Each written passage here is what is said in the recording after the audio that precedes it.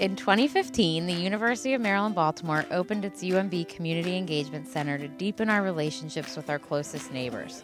Since opening, we've logged over 40,000 neighborhood visits for health, employment, legal, and educational services, and most importantly, fun community events and activities. I like coming to the CNC because we like doing our homework after we get out of school. Another reason why I like to come is because the computer lab. Just straight up the computer lab. This year, we're expanding our outreach with our neighbors by building a new, renovated community engagement center that will increase our partnership with nearby residents. As the new CEC becomes a reality, we invite you to share in our vision for what this new building can mean for us and the West Baltimore community. Your gift of $50, $100, or $250 can help us pave the brick-lined entrance into the new building. Welcome Way.